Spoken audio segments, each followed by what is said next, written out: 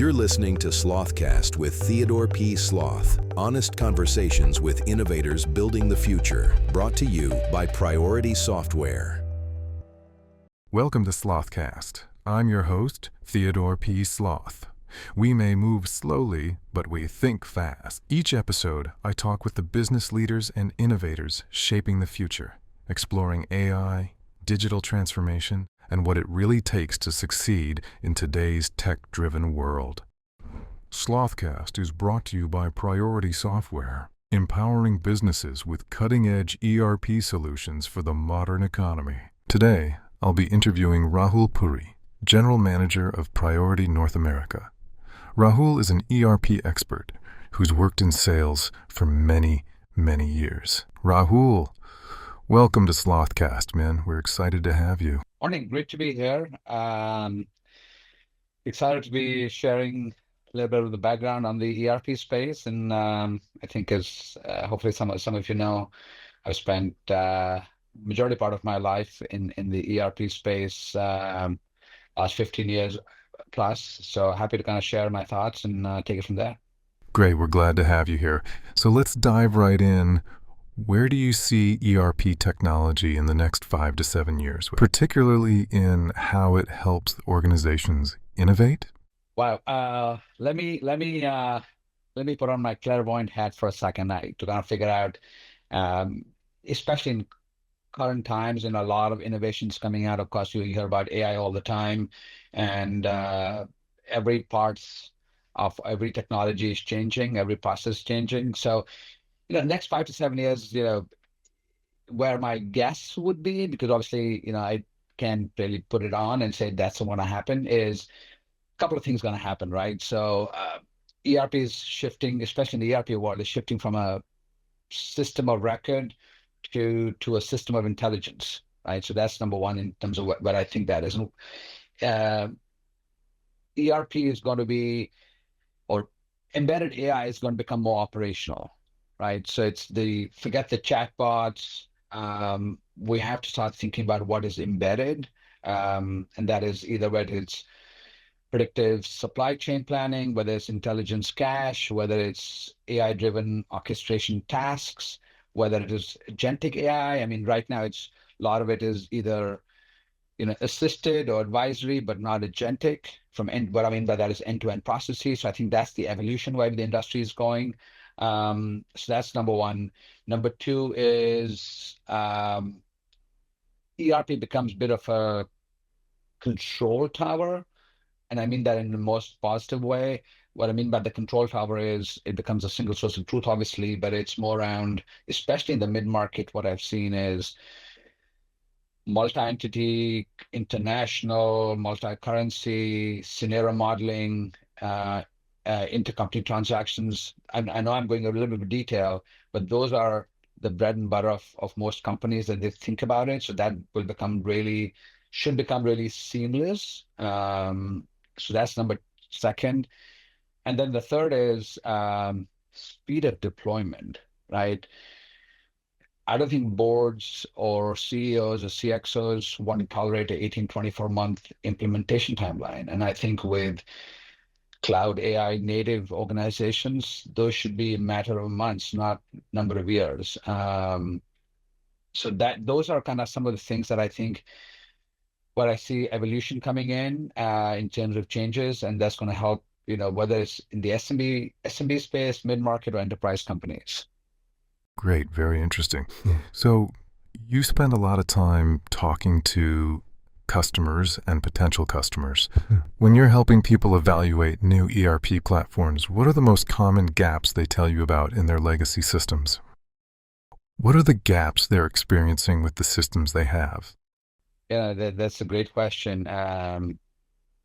Last week, I think a week and a half ago, I was talking to it's a $100 million distribution company, and the first words that came out of his mouth was trust, right? So trust in numbers, and trust can be across many things, obviously. And he said that they had implemented a new ERP, and this is a large $1 billion plus company that they implemented from an ERP perspective a few years ago. But he said, I don't trust the numbers, right? So to answer, I mean, squarely, I think the biggest common gap. In fact, even yesterday I came back. I was in Midwest U.S. and I talked to another distributor, and consistently I hear the trust in what I get out of the system is the biggest gap, right?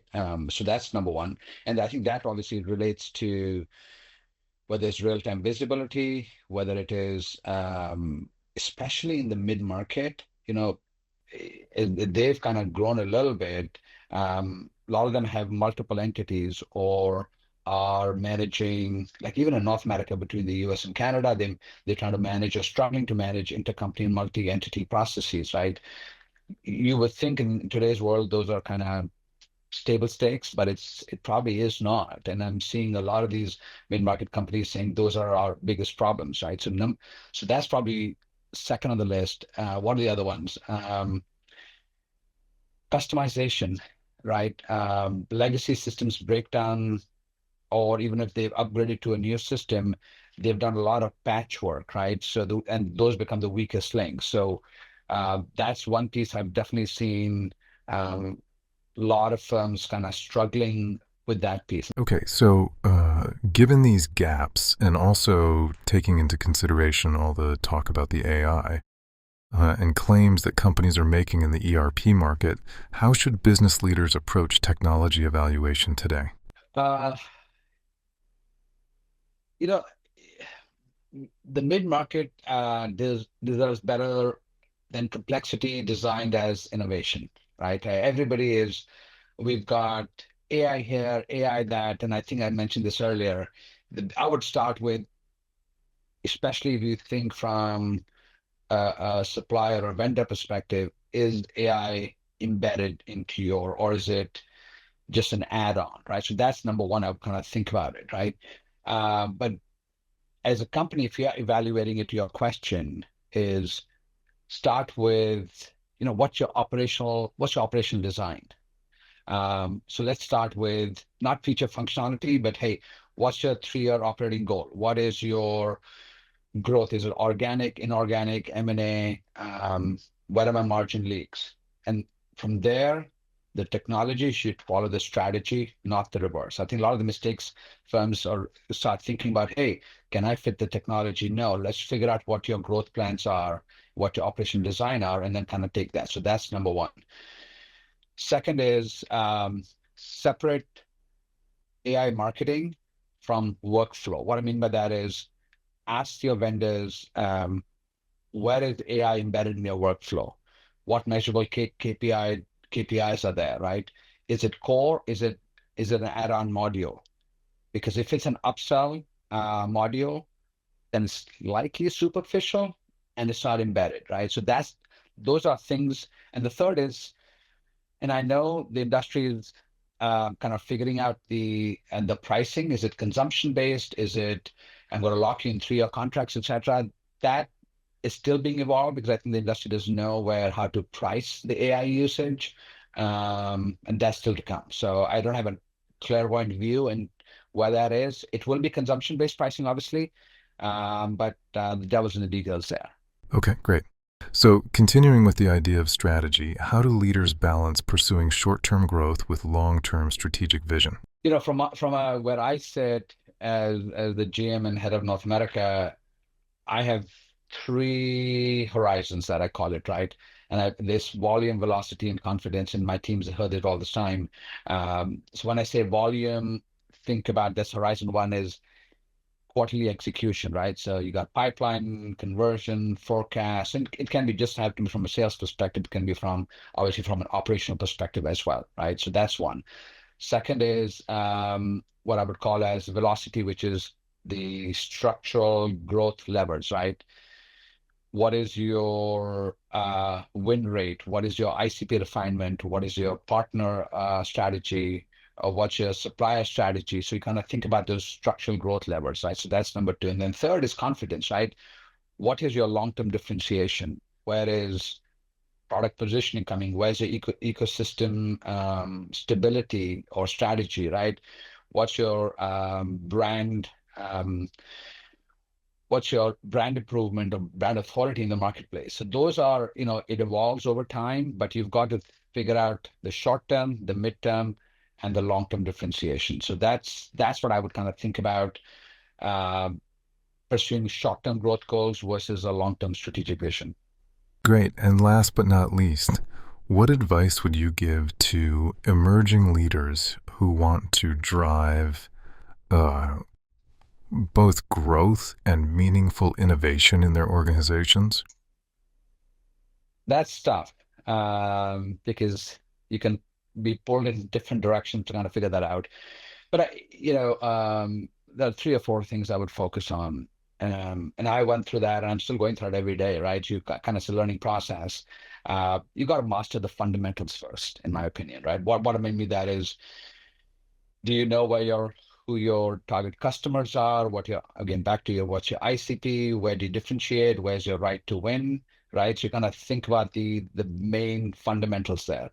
Then you've got to build as an emerging leader, you got to build your credibility through execution. And I remember the first time I became a leader, that was the big piece. It's not that, hey, I want to get this. You can have the vision, but then you've got to get everybody aligned with your thinking and strategy. And it's not around brute force, but making them understand, what the upside is, what the ROI is, and the big why, right? So that becomes really, the credibility through execution becomes really key. And then stay close to your customers, right? Especially, everybody kind of does the rah-rah on, hey, I won this account, great. The learnings also come from where you lose your accounts, right? It's not 100% going to win, you got to lose some, right? And that's where you kind of take a step back, be humble, and realize where you lost and why, right? Go deeper with your customer to understand where that is, because that will help you then guide your next steps in terms of where you want to focus on. It could be, hey, we went into a life science business where we were not supposed to be, and we should focus only on discrete manufacturing, for example, right? So those kind of decisions can really help you understand where to kind of elevate yourself. And the lastly is, and this is going to be sounding very ivory towerish, if I may, but it's important. You want to build organizations that can execute, not just ideate, right? A lot of ideas are there, and you still need ideas, but you need somebody to kind of go execute that. And that is probably my number one focus. And like, hey, you've got the idea, let's go get it done. So, I mean, those are 3 or 4 things that I followed those principles for the last, 15, 20 years when I became a leader, and it has helped me along the way. Great. That's great advice. Well, Rahul, I think that's all we have for today. Thank you so much for joining Slothcast. It was great to have you. No, thanks for having me. Some of the questions were, the great question that made me think about where I'm today, where I was 10, 15 years ago and beyond. So appreciate you taking me down that memory path, though. Happy to take you down memory lane. Have a great rest of your day. Thanks a lot. Thanks for having me. You're listening to Slothcast with Theodore P. Sloth. Honest conversations with innovators building the future. Brought to you by Priority Software.